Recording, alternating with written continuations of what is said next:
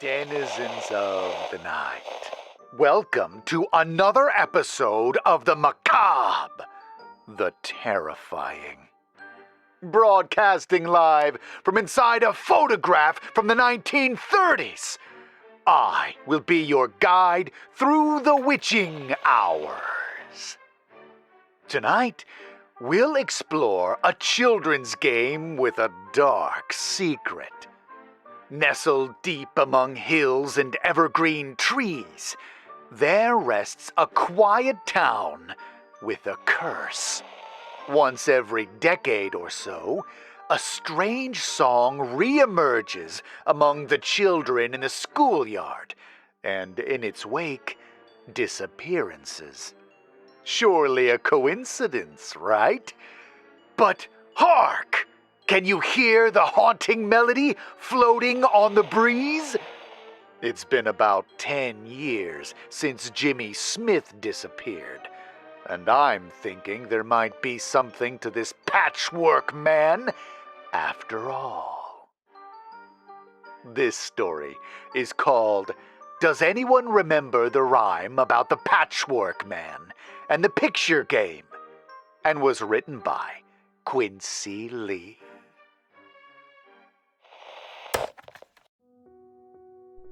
Patchwork Man, play a game. Patchwork Man, in the frame. And the next line is something about stealing your skin. But for the life of me, I cannot remember the end. I'm trying to find it for an old friend. This friend, for privacy's sake, let's call her Kayla, met me for coffee after texting me out of the blue, reminiscing about our childhood days and wondering if we could get together and catch up.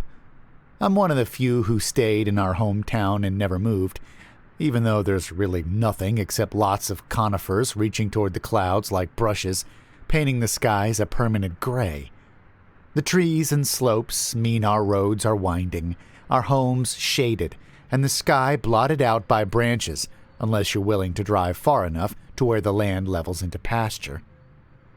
All of which is to say, our sleepy town has its share of quirks, and it's very possible the game never caught on in other places. When Kayla mentioned it in her text to me, memories flooded back. I hadn't thought about elementary school in years. Suddenly I was back on the playground, running across the sand, screaming because Kayla wouldn't stop trying to kiss me, pretending to be Pepe Le Pew while I pretended to be the cat. To be honest, I barely remembered Kayla aside from that memory.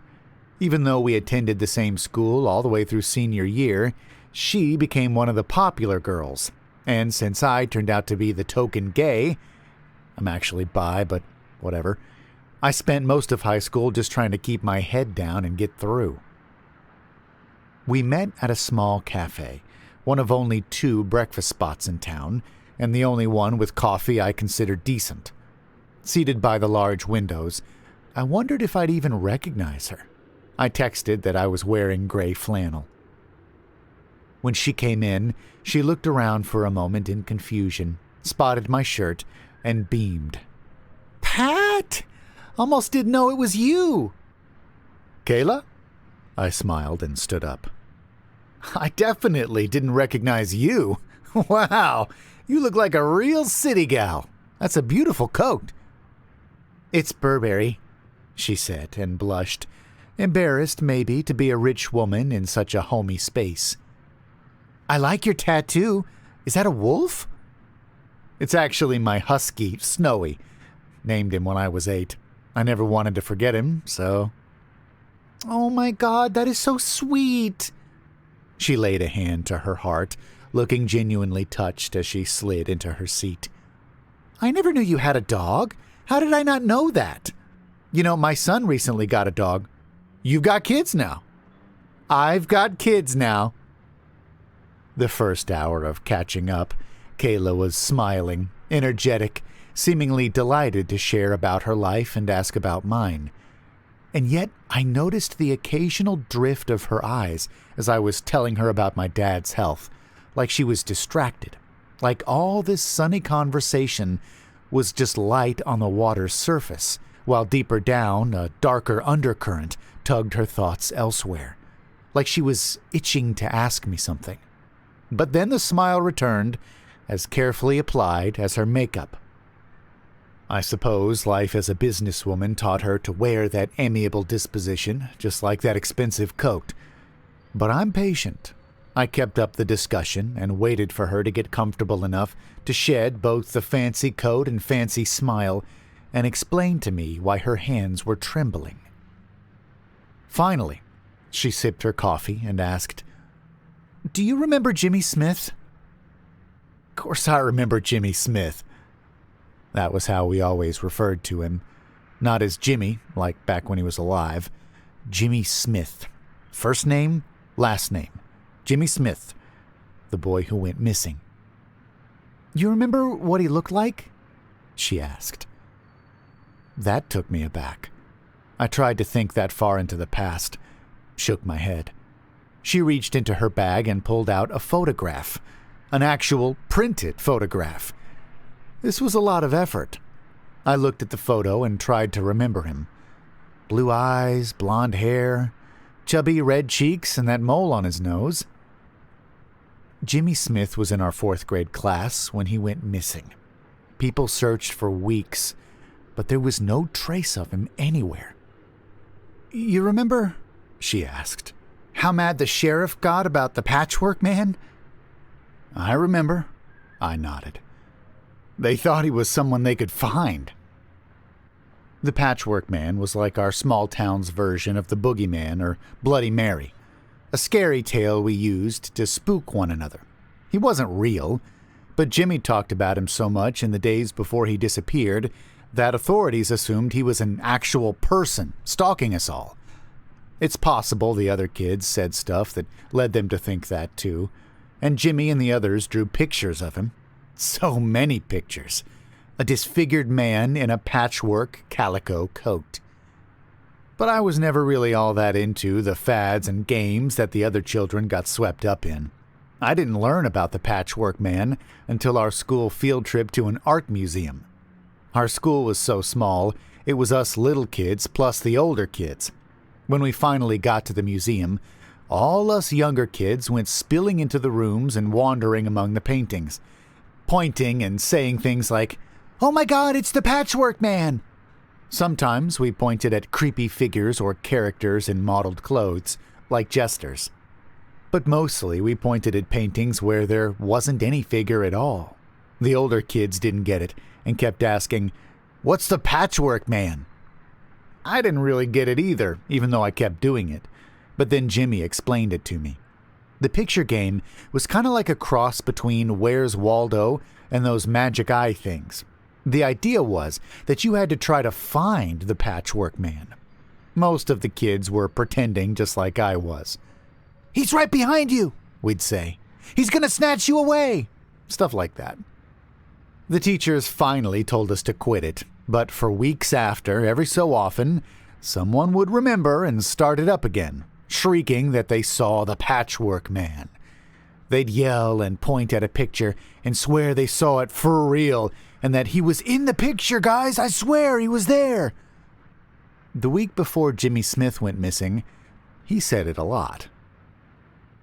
There was a rhyme, too, Kayla insisted. Do you remember? We chanted it to scare him off? She began the chant. Patchwork Man, Patchwork Man.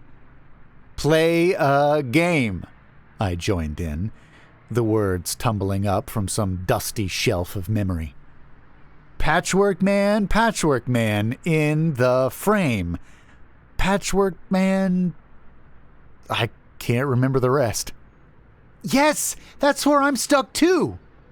She struck the table with the flat of her hand, tried to lift her cup, but her fingers were shaking too bad. And then something about stealing skins, and the last line was how to get rid of him. Stealing skins. I'd forgotten about that until she mentioned it.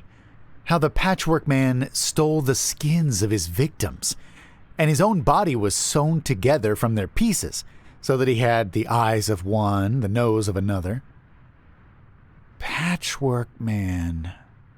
I tapped my finger to my head, trying to recall the rest of it. Damn, that's gonna bother me. You didn't have it written down? Maybe I do in an old book or something. Doubt it. She shook her head. We destroyed all the pictures and books, too. Everything that night. You remember that night? After Jimmy disappeared? We all met at Roger's house for the bonfire? Oh. You're right. Shit, I forgot. You're right. We threw in our notebooks. Not just our notebooks. Everything. Pictures we drew, pictures we stole from our parents' houses, even some paintings. And the book. You remember? Jimmy's book? Jimmy's book. Now, as she said it, I could almost picture us all scattered around the library. Kayla at the girly girls table with Nancy Drew books, me lounging on the beanbag chair with Snoopy comics, and Jimmy suddenly exclaiming from a corner table. He had one of those magic eye books with the patterns where you have to cross your eyes a little to see the hidden picture. And he shouted, "It's him! It's him! I found the Patchwork Man!" Everyone crowded around his table to look at the magic eye book. There was a chorus of, "I don't see any things," and "Where?" A girl named Sandy declared she could see him, but she was clearly lying because she couldn't even point where in the picture he was. And Kayla, back then with her freckled face and unkempt hair and perpetually skinned knees from roller skating, she squinted hard at the page and said, "I see him too! A man standing in the corner!" Now, in the diner, Kayla reached into her bag and pulled out a book. "He's in here," she said, pushing it toward me.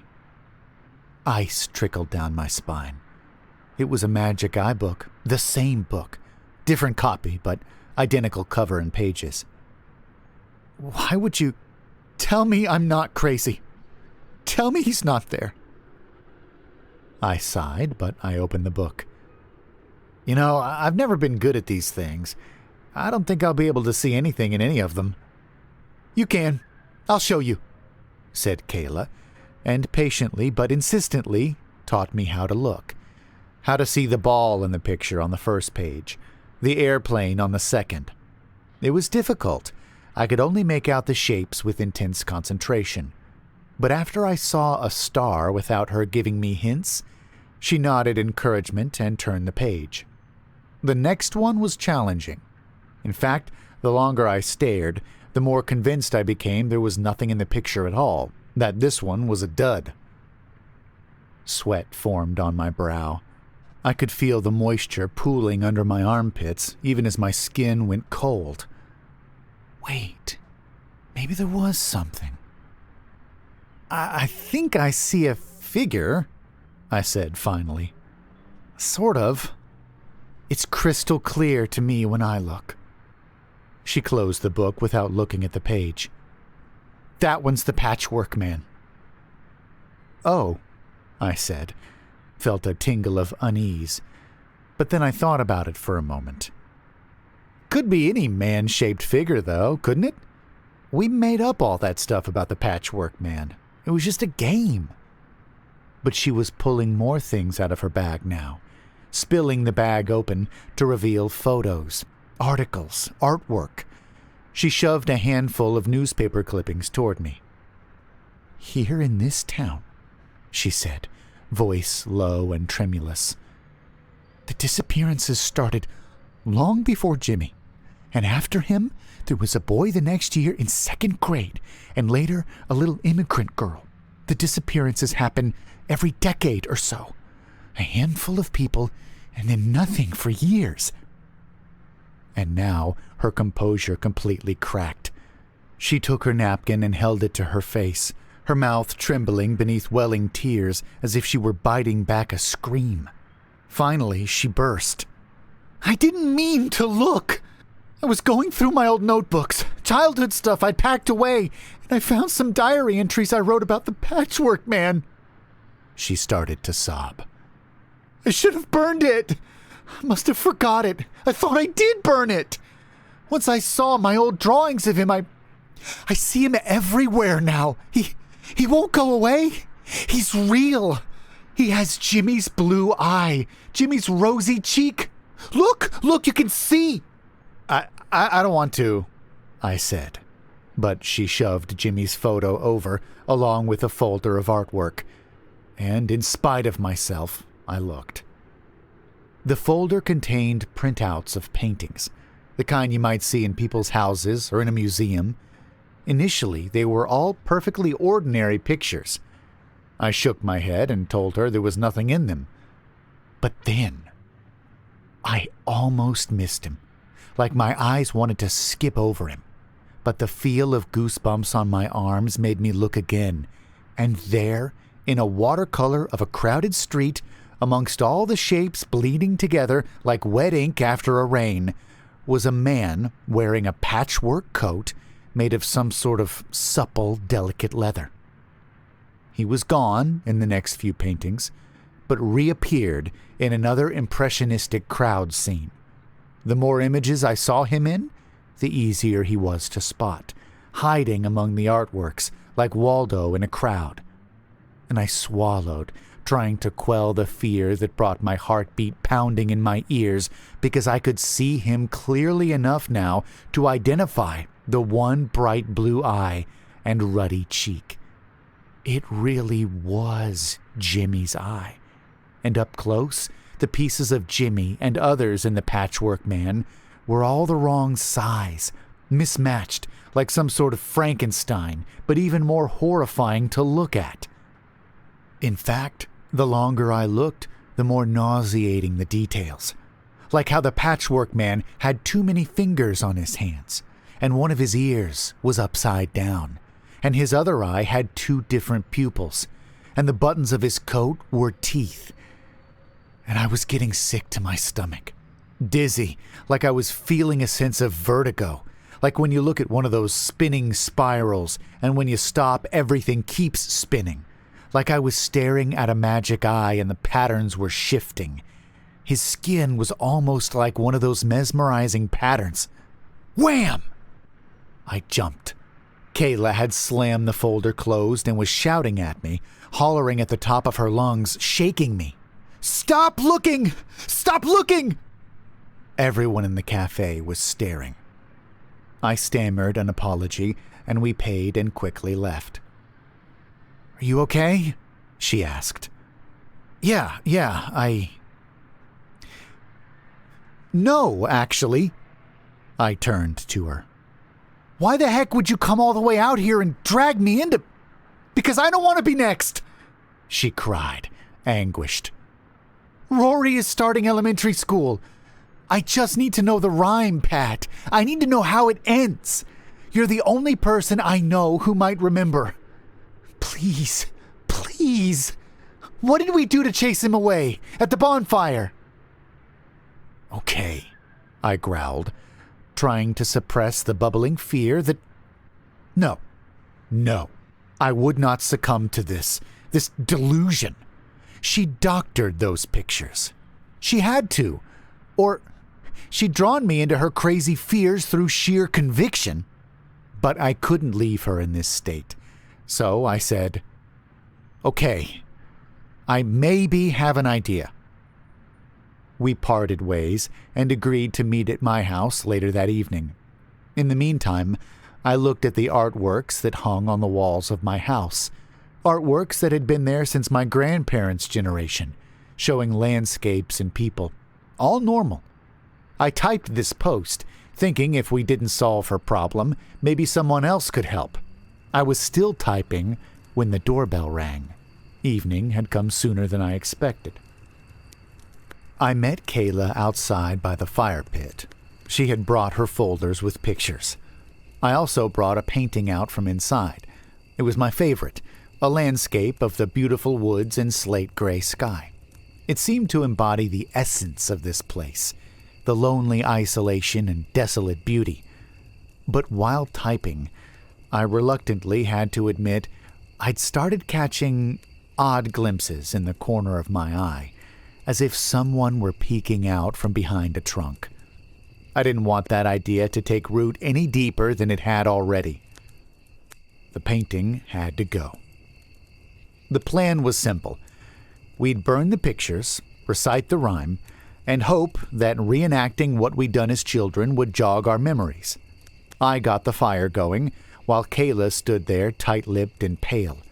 She'd removed her makeup now, and her skin was sallow and her freckled cheeks sunken with fear. She kept whispering, "Patchwork Man, Patchwork Man," trying to remember the rhyme, I knew. But without her knowing the rest, it sounded almost like she was calling him. "Hey," I nudged her, and began by tossing some of the pictures from her folder into the roaring fire.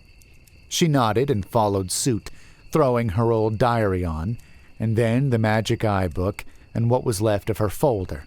And lastly, I ripped my painting out of its frame and broke it in two and threw the canvas on. While all of that was catching, nearly smothering the fire, we faced each other and held hands. It felt awkward and ridiculous, two adults chanting like children, but we did it anyway. Patchwork Man, Patchwork Man, play a game. Patchwork Man, Patchwork Man, in the frame. Patchwork Man, I see you, looking for some skins to steal, Kayla shouted, triumphant, remembering the third line. Just one more. Patchwork Man, can't take mine, you. But even as the line came back to me, she stopped, turning her head. She was staring at something. You're not supposed to look away from one another during the chant, not supposed to look at the fire. But her head was turned, mouth hanging open, eyes wide in terror. I followed her gaze, and it was impossible. But I swear to you, there on the top of the heap was my painting of the conifers, the edges just starting to catch. And the Patchwork Man was stepping out from the trees, and he was climbing out of the painting. That piercing blue eye that used to be Jimmy's fixed on Kayla. The world seemed to swirl and ripple, everything flattening out. Kayla flattening out too. She had her hands at her face like that character painted in the Scream. The Patchwork Man's misshapen hands, one large and one small, the fingers all different lengths and wrong, like how his left hand had two thumbs, grabbed her and drew her in, and they both seemed to blend with brush strokes and ash and flames, and then the canvas was burning. The painting was gone, and there was no one standing where Kayla had been, just the prints from her shoes in the dirt. I gaped, disbelieving, stood there in a daze while the fire slowly died, not accepting any of what I'd seen. How could I? It had to be some kind of nightmare. That was the only thing that made sense. I was having a waking nightmare. Maybe someone spiked my drink. I don't know. I don't know. But when I got inside, I looked up at the wall of the living room and groaned. Because there's a small family portrait, a painting by my grandmother of my grandfather. Only now, instead of my grandfather, it showed the Patchwork Man, with a new patch of freckled skin on his cheek. And I whispered to myself the rhyme, the one Kayla didn't finish. Patchwork Man, Patchwork Man, play a game. Patchwork Man, Patchwork Man, in the frame. Patchwork Man, I see you, looking for some skins to steal. Patchwork Man, can't take mine, 'cause you're not real. But I know now that the rhyme won't help me. The rhyme just tells you the rule, that if he's not real, he can't hurt you. If he's not real. If you don't believe in him. But I think it's too late, because I can see him so clearly now, even now as I finish typing this post. And I hope, for anyone reading this, you don't make the mistake I did. If your kids talk about him, please convince them he's not real. It's not too late for them, as long as you can convince them. My only hope now is to drink myself to oblivion, sleep it off, try to convince myself when I wake up that it was all a fever dream, that Kayla never contacted me. I already deleted all her messages, and that none of this happened. I just have to make myself believe it didn't happen. Patchwork Man, play a game. Patchwork Man, in the frame. Patchwork Man, I see you looking for some skins to steal.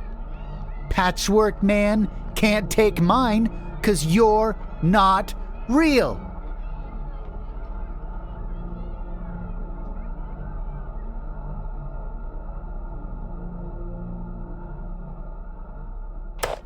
Well, I suppose it was only a matter of time before my rotten memory started working to my advantage. What were we talking about again? Do we have any Nightmare on Elm Street fans in the house tonight? That slasher series follows the trail of violence left by Freddy Krueger, a quippy villain with claws on his hands who can appear in your dreams and murder you. His one-liners and delivery are one of the inspirations for the Midnight Host. In any case, those movies have the reoccurring element of children singing a nursery rhyme, the lyrics of which are chilling and give some context for how Freddy works. As I read this story, I was reminded of those songs, which scared the pants off me when I heard them as a youth. Here, I'll recite the lyrics from one song so you can hear them too. 1, 2, Freddy's coming for you.